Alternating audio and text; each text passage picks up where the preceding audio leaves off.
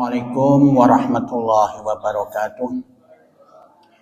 Alhamdulillahi rabbil alamin. Wassalatu wassalamu ala asyrafil anbiya'i wal mursalin wa ala alihi wa sahbihi ajma'in.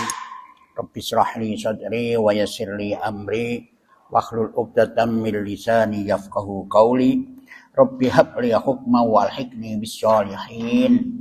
Bismillahilladzi la yadurru ma asmihi syai'un fil ardi wala fis samaa'i wa huwas samii'ul 'aliim.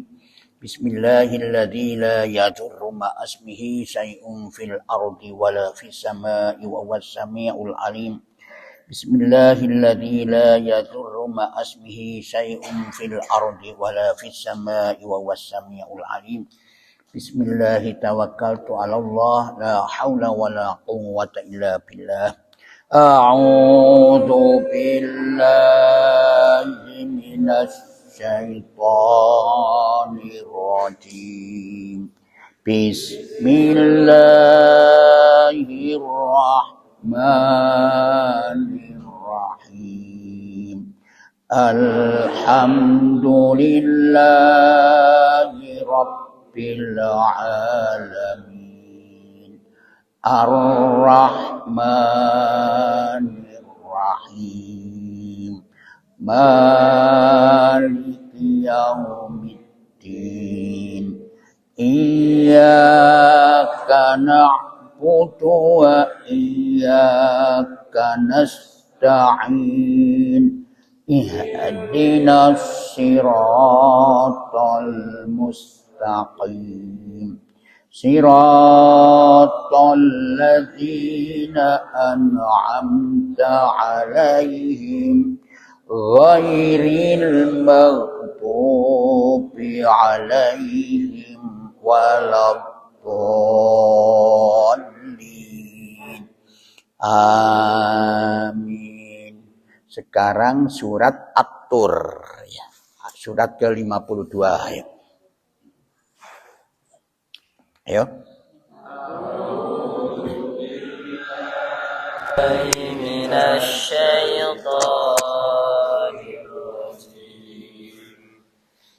Bismillahirrahmanirrahim. Wat-turi wa kitabim masturin fi raqqim mansyurin wal baitil ma'mur was-saqafil marfu'i wal bahril masjur. Inna 'adzaba rabbika lawaqi'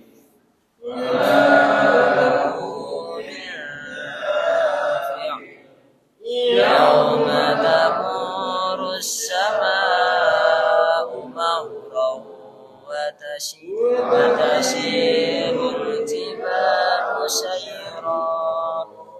Fawailun yawma idzin lil mukadzimin alladzina hum fi khawdin yal'abun.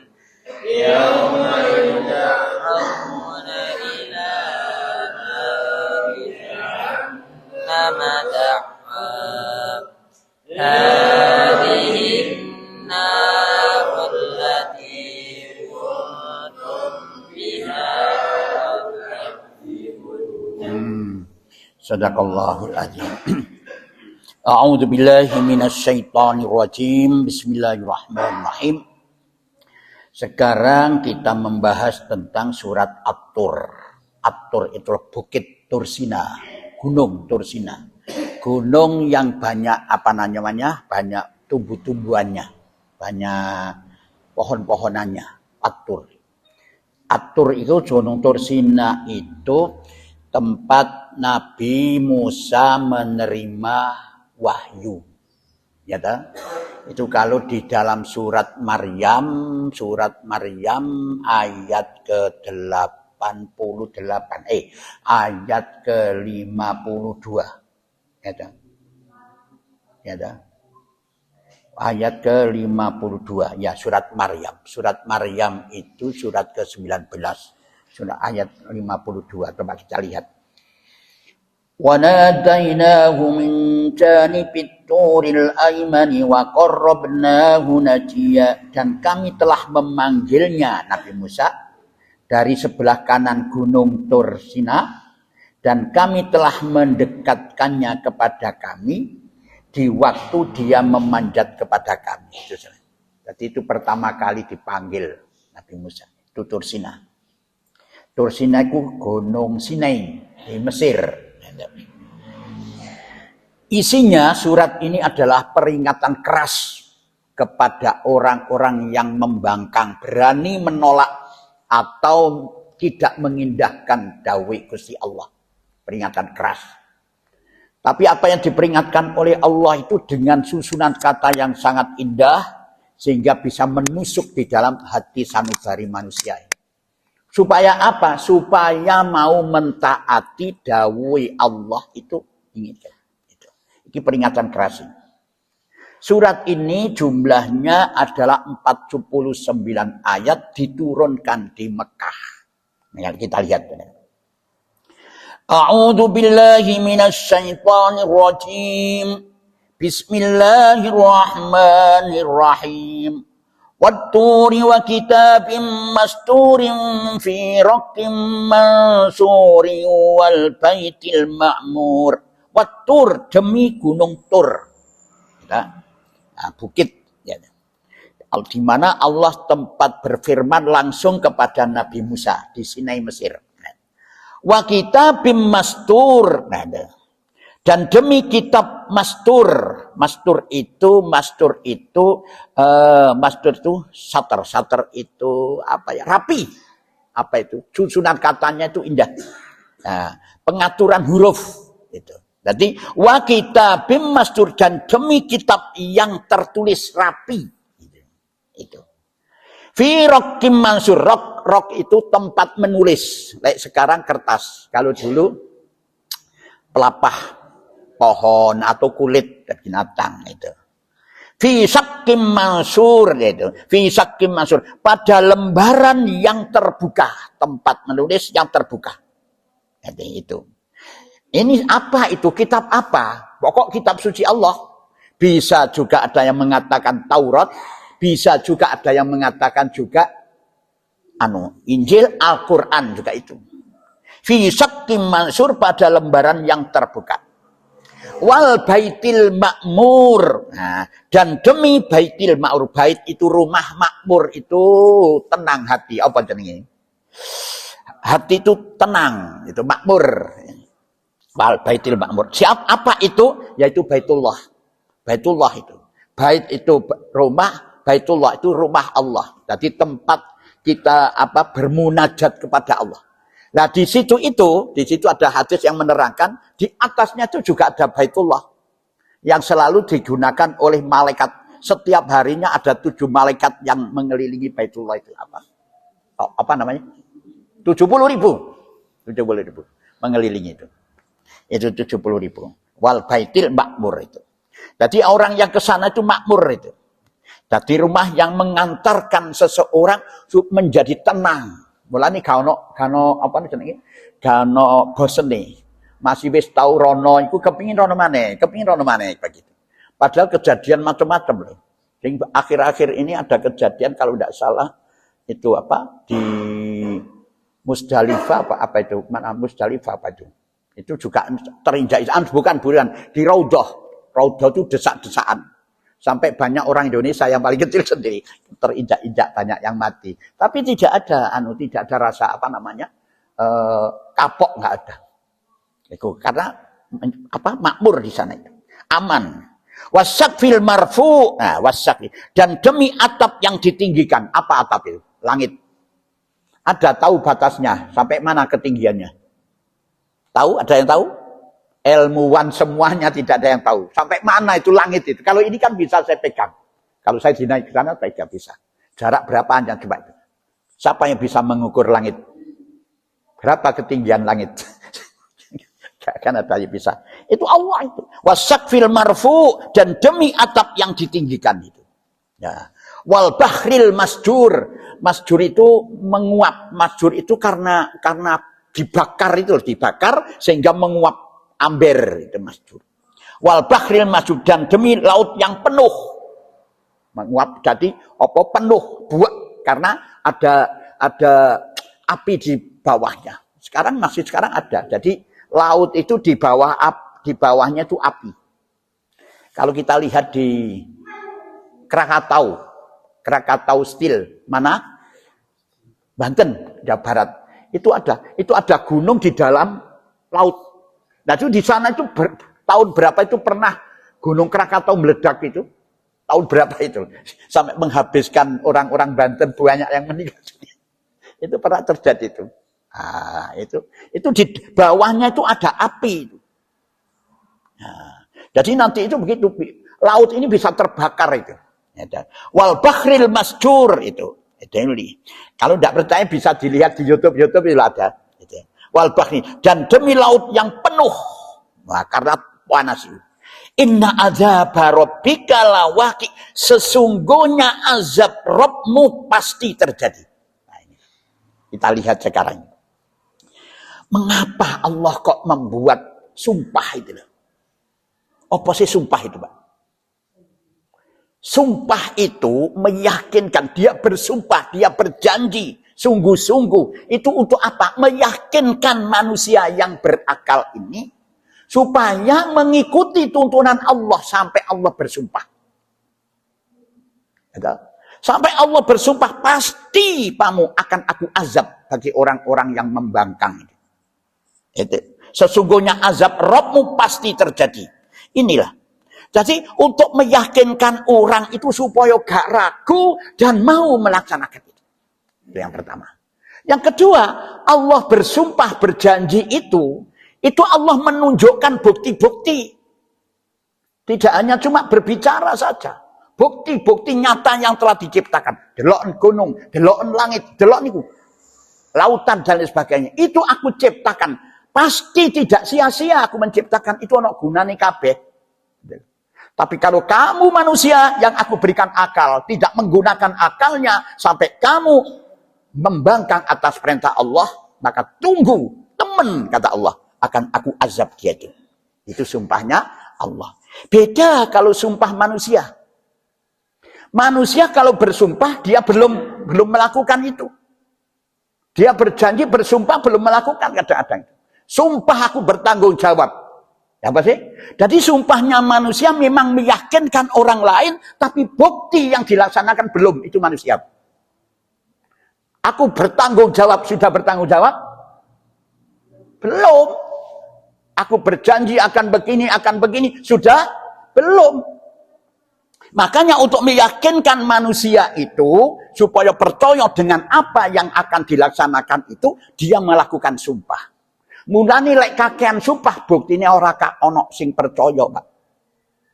Menungso lek kakean sumpah berarti ora pati dipercaya wong.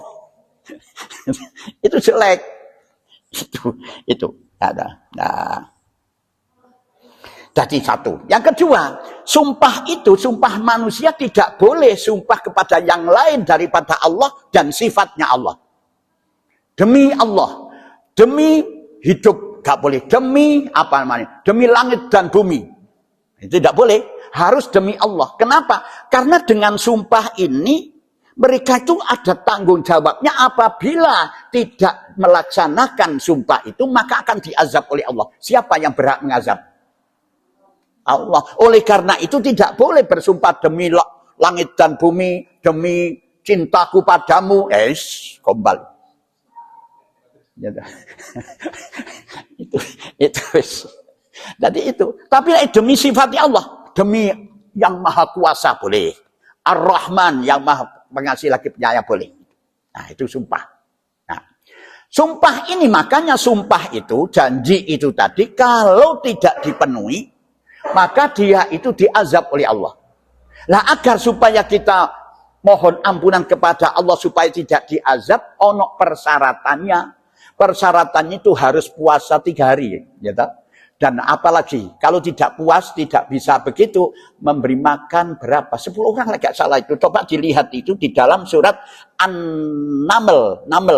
Surat ke-27 ayat 89. Naml, surat surat Al-Maidah. Surat Al-Maidah, janji Al-Maidah. Ayat 89. 9.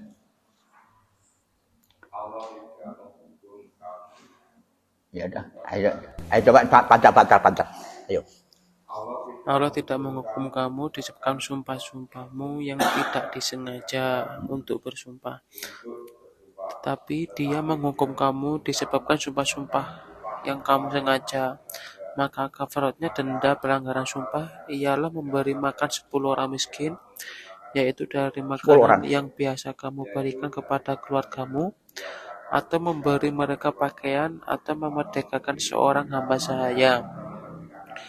Barang siapa tidak mampu melakukannya, maka kafaratnya berpuasa 3 hari. Itulah kafarat sumpah-sumpahmu apabila kamu bersumpah. Dan jagalah sumpahmu, demikianlah Allah menerangkan hukum-hukumnya kepadamu agar kamu bersyukur kepadanya. Nah, itu sumpahnya. Kalau kamu sumpah kok gak bisa melaksanakan itu, kalau tidak bisa kamu berpuasa, maka berikan pakaian atau beri makan berapa tadi? 10 orang, puasa 3 hari, beri makan 10 orang, gitu. Nah, 10 orang itu tebusan kafaratnya itu begitu. Di dalam surat Al-Maidah ayat 89 itu. Mulanya jok kaparan janji gitu. Ya lah gak apa-apa kalau memang janji-janji terus saya balik-balik selamatan. Janji-janji. Lah ini janji yang yang sungguh-sungguh janji itu. Ada janji-janji itu yang tidak sungguh-sungguh itu ada begini. Temen ayo, sumpah. Itu ada kadang-kadang tidak disengaja janji itu tidak apa-apa. Jadi tidak disengaja, tidak di dalam hati. Tapi bagaimana Pak Hafid kalau kita tuh janji kepada istrinya untuk memberikan baju baru atau memberikan kalung emas? Nah itu yang harus dipenuhi. Gitu. Wis engko aku lek dhuwit iki tak dukoknanu ya, dongakno ya. Ya, didongakno temenan. Dadak oleh. Marung kok sik kangge, gak boleh tak. Harus ya dukun. Harus dilaksanakan itu. Ah itu. Jadi Allah berjanji bersumpah itu adalah untuk meyakinkan manusia yang berakal ini supaya percaya karo dawuhe Gusti Allah itulah. Yauma tamurus sama'u maura. Yauma lah. Apa? Pada hari itu, nah, itu akan siksa terjadi ini. Jadi orang-orang yang membangkang orang-orang sing gak mengikuti itu. Yauma pada hari tamurus sama'u maura, ketika langit benar-benar bergoncang. Langit itu digoncang kan Pak. Nanti itu. Kalau sekarang ini seringkali terjadi, kita kena lindu hanya cuma sekedar lokal, tapi nanti itu semuanya langit diputer, digoncang luat, gak karu-karuan itu. Gitu. Watasirul jibalu sayra itu. Nah, watasirul jibalu sayra, dan gunung-gunung benar berjalan itu. Gunung ini jenengan lihat tidak berjalan itu. Gunung berjalan. Itu diterangkan oleh Allah di dalam surat Naml ayat 88. Naml itu surat ke-27. Jalan itu. Ayat 88. Itu. Coba lihat itu. Watasirul jibalu sayra. 88. Kita ketemu. Dan engkau akan melihat gunung-gunung yang engkau kira tetap di tempatnya, padahal ia berjalan seperti awan berjalan. Itulah ciptaan Allah yang menciptakan dengan sempurna dan segala sesuatu. Sungguh Dia Maha teliti apa yang kamu kerjakan. Nah itu gunung itu berjalan, sekarang berjalan. Makanya dulu saya koyok jauh gunung. Bromo itu rasanya kok jauh pada saat kecil saya. Sekarang kok dekat begitu ya. Saya mau dekat. Nah, iya. Itu memang berjalan mendekat itu. Dan gunung, langit, semuanya itu bertasbih kepada Allah. Dia itu mengikuti tuntunan Allah ini. Itu. Watasirul jibalu saira, dan gunung-gunungku benar-benar berjalan. Ini sekarang, kalau nanti itu hancur itu gunung berterbangan. Gunung itu berterbangan. Masya Allah. Fawailu yauma idil lil mukadzibin, maka saat itu kecelakaan yang besarlah, azab yang besar yauma idil lil mukadzibin di hari itu bagi orang-orang pendusta. Dari orang-orang yang pembangkang itu. Wah, itu saat itu juga susah banget itu dia. Celoko banget itu.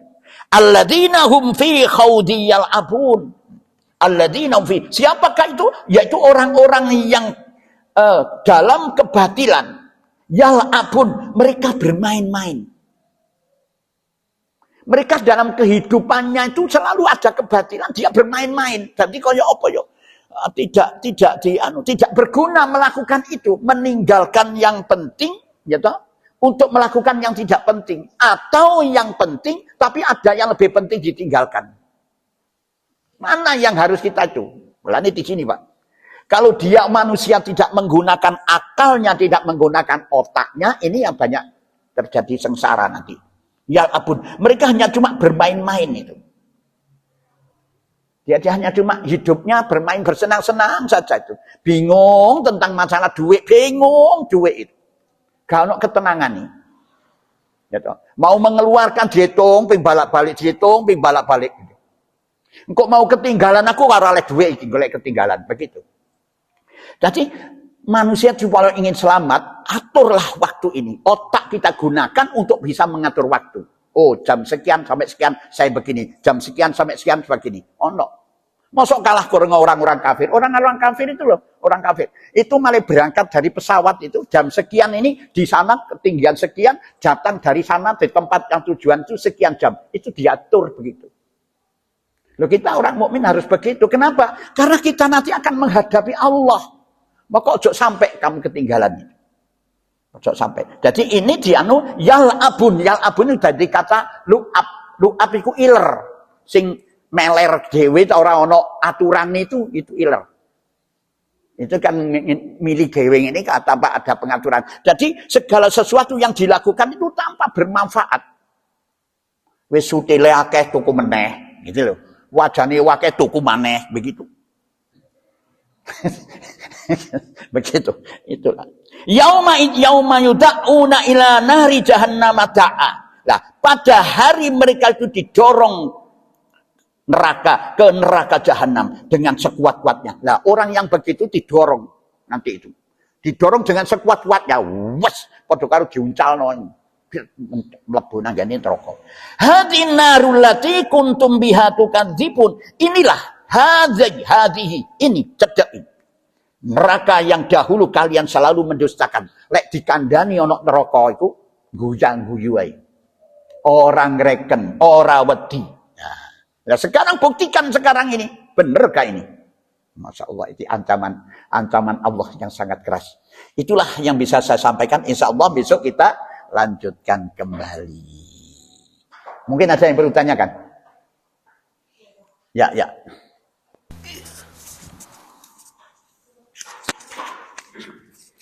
Tentang janji tadi ya. Kita membayar kafarat atau denda dengan janji yang tidak bisa kita lakukan. Bagaimana dengan janji-janji yang kayak orang mau akad nikah itu? Akad nikah itu kan dibacakan sumpah janji itu ya. Tapi ketika kita para suami terutama ya, kan yang dijanji itu kan para suami. Kalau yang tidak bisa menjalankan yang dijanjikan dalam buku pernikahan itu, karena memang kita tidak mampu gitu, apakah memang ada dendanya gitu, ada kafaratnya gitu? Janji suami kepada istri yang tertuang di dalam buku nikah. Buku nikah itu tidak ada yang tidak bisa memenuhi janjinya. Bisa. Karena apa? Wajib. Pertama, wajib memberikan nafkah dohir maupun batin. Di sana tidak disebutkan berapa jumlah nafkah dohir yang banyak. Enggak. Semampunya. Ya tahu? Mampu 50.000 ya 50.000. Semampunya itu. Batin kan gampang toh. Memenuhi janji, memenuhi sumpah untuk memenuhi nafkah dohir dan batin. Batin paling gampang. Ya toh. Nah sing berat itu kan dohir. Sebab makan iki akeh, gaya hidup itu akeh. Lek batin enggak. Hanya cuma disayang-sayang itu sudah enggak apa. Enggak ada yang tidak bisa melaksanakan janji di dalam janji yang diucapkan pada saat nikah itu tidak ada. Terus yang kedua, apabila saya meninggalkan gitu 6 bulan berturut-turut, maka sang istri membayar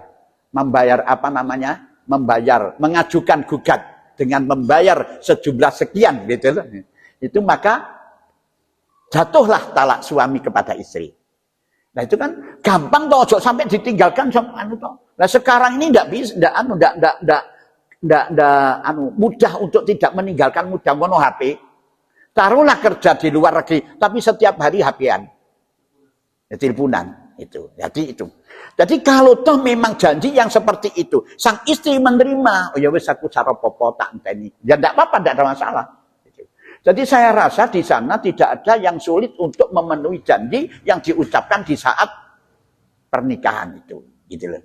Nah, seandainya memang benar itu dia itu tidak melakukan sumpah dan janji itu karena dia itu tidak ada kemampuan, ya otomatis harus benar-benar melaksanakan sesuai dengan ini. Itu sesuai dengan itu. Tapi saya rasa tidak ada Pak, tidak ada. Coba jenengan buka malih itu. Ingat saya, sebab saya sendiri pernah bersumpah itu, saya hati-hati. Ya, jadi aku tetap pulang, kemana-mana mesti pulang. Sekarang kan tidak pulang ke Sumber Pasir, pulang ke rumah istri saya. Karena saya memenuhi janji.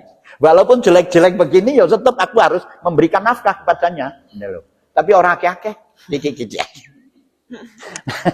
Supaya saya tidak dituntut, saya harus berbuat baik.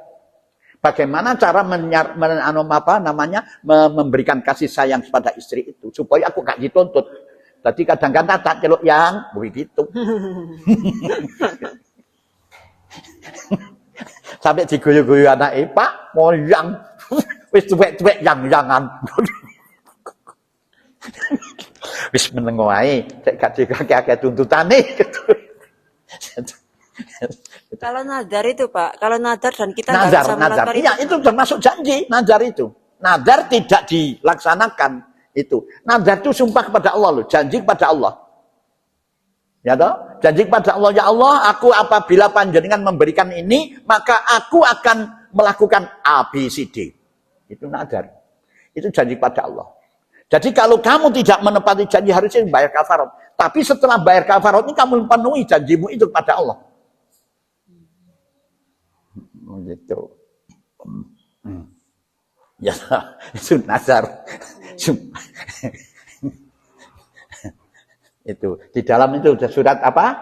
Al-Maidah ayat berarti berapa? Bayar kafarnya sama dengan tadi ini ya, yang apa puasa 3 hari itu meskipun itu nazar. Iya, iya.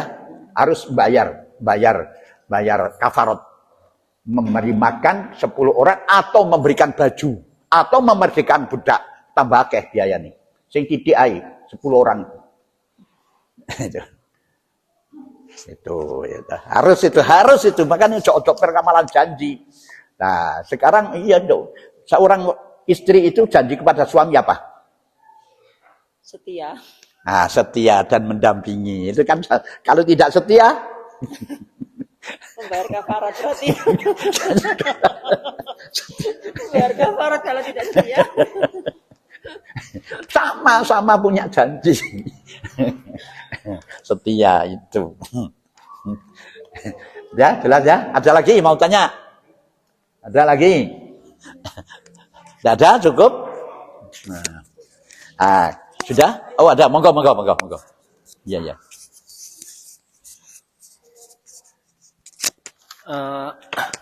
Terkait masalah doa itu, kalau etikanya, kalau doa sendiri itu kan kita menggunakan kata-kata ya Allah Tuhanku ampunilah aku, istilahnya Robbik firli wali walidaya gitu enggak ya.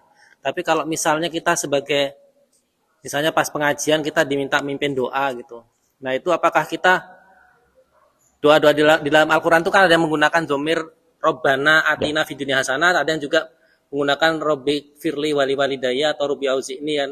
Kalau Robbi itu kan Tuhanku, kalau Robbana Tuhan kami. Nah, kita sebaiknya menyesuaikan kondisi atau kita menuruti bacaan yang saklek di Quran. Artinya kalau misalnya di Quran itu kata-katanya Robbana, kita tetap doanya Robbana, atau pada saat Robbi ya kita menggunakan Robbi, atau kita bisa merubah. Artinya kan doa itu kadang-kadang permintaan kita. Kalau pada saat kita sebagai imam atau pemimpin pengajian, mungkin kita etikanya kalau misalnya ya Allah Tuhanku ampunlah aku, terus jamaahnya ngomong amin gitu kan, kayaknya mendoakan diri sendiri diamini jamaah gitu kan Malian.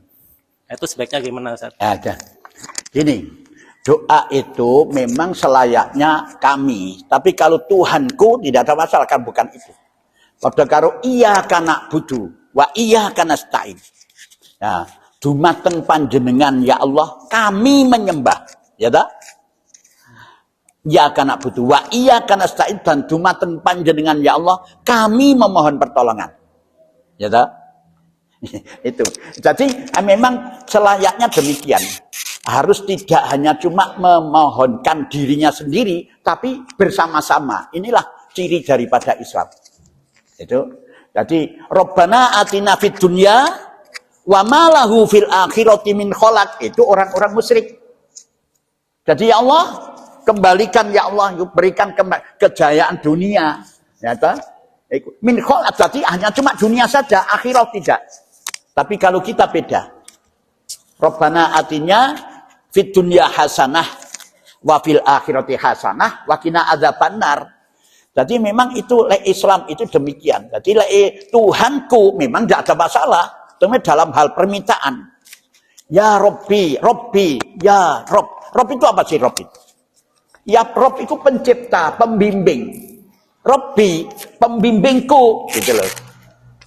Robbi. Jadi itu hal yang apa? Yang disebut adalah Tuhanku. Itu boleh, tidak ada masalah. Tetapi dalam hal permintaan, berilah, tunjukkanlah kami, tunjukkanlah aku tidak. Bukan untuk pribadi sendiri, tapi tunjukkanlah kami ke jalanmu yang benar. Antarkan kami pada karo sirotol mustaqim itu bukan tunjukkan tidak, sirotol antarkan kami. Lek ono ilane, ila sirotol mustaqim, tunjukilah kami jalan yang benar. Tapi karena di sana sirotol mustaqim, jadi antarkan kami ke jalanmu yang lurus. Jadi itulah. Jadi memang orang Islam hendaknya harus begitu. Artinya begitu. Tidak hanya cuma meminta kita sendiri. Itu ada di Quran, itu malah ada diperintah oleh Allah. Jangan kamu meminta sendiri. Itu. Sedangkan Nabi Musa begitu. Nabi Musa kan tidak salah itu berdoa, ya Allah, berikanlah kami ketenangan, berilah kami rezeki. Kami kalau orang-orang mukmin ini, Allah menjawab, oh jangan, orang kafir pun juga kami berikan rezeki. Orang kafir. Ya walaupun orang kafir, orang bagaimanapun itu hamba Allah apa bukan? Hamba Allah. Maka itu dimintakan juga oleh Allah. Makanya kita ini sebagai seorang yang muslim ini harus menampilkan yang terbaik supaya mereka bisa meniru kita gitu. Ya sudah. Memang anjuran daripada Islam selalu ada kebersamaan. Kebersamaan. Kayak yang saya tanya gitu karena kadang-kadang kan pada saat sholat Jumat tuh kadang-kadang sering dengerin khotibnya tuh ngomong, misalnya pas di akhir khutbah itu kan Robbana dolam nangfusana wa ilam takfirana wa tarhamna lana sirin, habis itu Robbi habli minas solihin. Kok habis Robbana kok Robbi habli, kok enggak Robbana hablana minas solihin. Iya, itu sama bis. Kadang-kadang sering dengar kata-kata. Sering terjadi itu. Gitu loh, sering terjadi begitu. Sering terjadi memang begitu. Akhirnya padahal di sana di khutbah itu usikum wa nafsi bitaqwallah. Jadi aku dan bersama mereka, ya, kami itu. Pada saat doanya itu kan Robbi habli. Robbi habli. Itu kok langsung amin gitu kan rasanya kan gitu. Ya apa namanya? Cuma pengen barangkali saya salah penafsiran gitu lah. Oh enggak memang benar. Itu sebenarnya enggak pas itu. Banyak mau ngusing khutbah itu kadang-kadang persyaratan rukun khutbah itu enggak dipenuhi. Itu kadang-kadang anak teman-teman kita itu begitu. Ya kan rukun khutbah itu ada pertama apa itu alhamdulillah gitu loh. Setelah itu baca selawat, setelah itu syahadat kan begitu toh, baca Quran, terus mengingatkan ittaqullah haqqa tuqatih wala tamutunna illa wa antum muslimin itu. Kadang-kadang tanpa itu kok. Alhamdulillahirabbil alamin. Qala ta'ala fi kitabil karim kan begitu. Banyak begitu itu. Ya sembuh. Nah, sekarang ini banyak orang-orang yang tidak mau belajar tapi ingin tampil itu. Jadi mestinya harus belajar dulu sehingga banyak orang-orang bertanya-tanya. Nah, itu sama dengan pertanyaan dulu ada antara siam dan saum. Kan begitu. Jadi ada yang mengatakan bahwa puasa itu, puasa sunnah, apabila diberi minum begini, maka minum. Setelah minum, puasa lagi. Nah, itu kan begitu, ada yang demikian. Nah, itu. Jadi kembali puasa lagi itu mendapat pahala. Iya, memang pendapat, tapi itu bukan termasuk siam, tapi termasuk saum. Mulanya di dalam Quran itu diawali dulu, inni nadartu lirrahmani sauma. Orang mau diambil darahnya itu siam dulu, puasa. Orang mau diperiksa kesehatannya, puasa enggak itu? Puasa, itu puasa. Tapi bukan siam, tapi saum. Namanya saum. Nah, mulanya kalau tidak mengerti itu ya dicampur aduk aja, ya toh. Ya kalau mau diperiksa itu mau periksa tekan siam ya puasa ya, besok ya puasa. Terus pagi setelahnya. Tapi setelah diperiksa baru boleh makan toh? Boleh makan, silakan. Nah, itulah. Itu ada perbedaannya. Tapi kalau siam tidak boleh, lewat ada aturan-aturan yang ditentukan. Itulah saya rasa ya. Kita lanjutkan. A'udzu billahi minasy syaithanir rajim.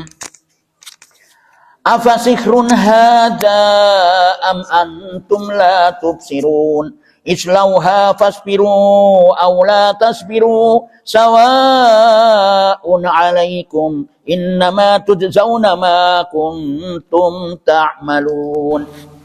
Innal muttaqina fi jannatin wa na'im fakihina bima atahum rabbuhum wa waqahum rabbuhum adzabal jahim. Kulu wasrabu hani'am bima kuntum ta'malun muttaqiina ala sururin masfufah wa zawwajnahum bi hurin 'ain. والذين آمنوا واتبعتهم ذريتهم بإيمانهم ألحقنا بهم ذريتهم وما أتتناهم من عملهم من شيء كل امرئ بما كسب رهين وأمددناهم بفاكهة ولحم مما يشتهون يتنازعون فيها كأسا لا لهم فيها ولا تأثيم ويطوف عليهم غلمان لهم كأنهم لؤلؤ مكنون وأقبل بعضهم على بعض يتساءلون قالوا إنا كنا نبل في أهلنا مشفقين فمن الله علينا ووقانا عذاب السموم إنا كنا من قبل ندعوه إنه هو البر الرحيم كذبت فذكر فما أنت بنعمة ربك بكاهن ولا مجنون أم يقولون شاعر نتربص به ريب المنون قل تربصوا فإني معكم من المتربصين صدق الله العظيم. Ayo.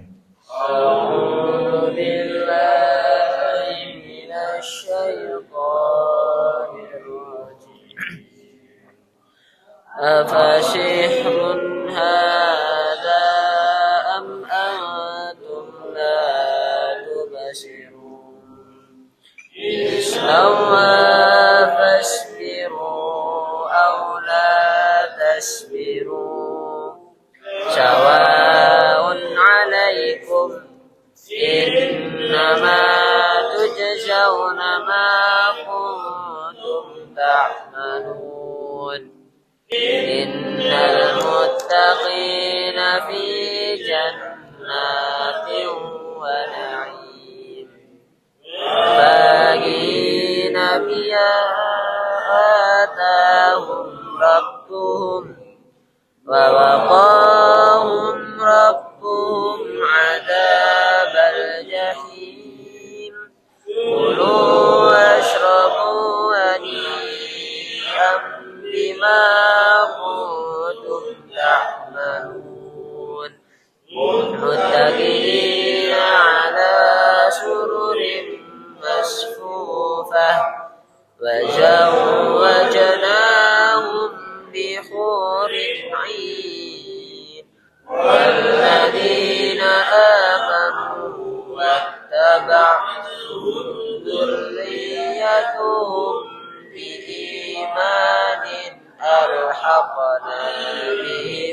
ذريتهم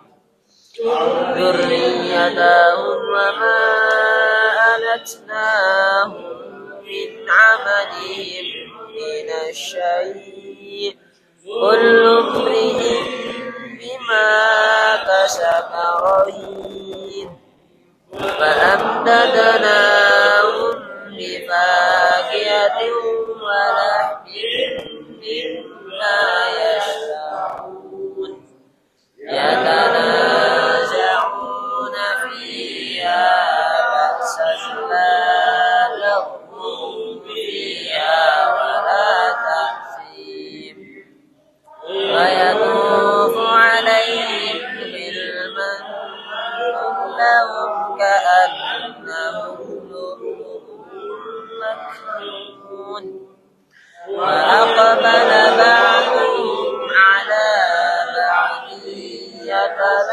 يتلاومون قالوا إنا كنا قبل في أهلنا مشفقين فمن الله علينا ووقانا عذاب السموم إنا كنا من قبل ندعوه إنه هو البر الرحيم فذكر فما أنت بنعمة ربك بكاهن ولا مجنون أم يقولون شاعر نتربص به ريب المنون قل تربصوا فإني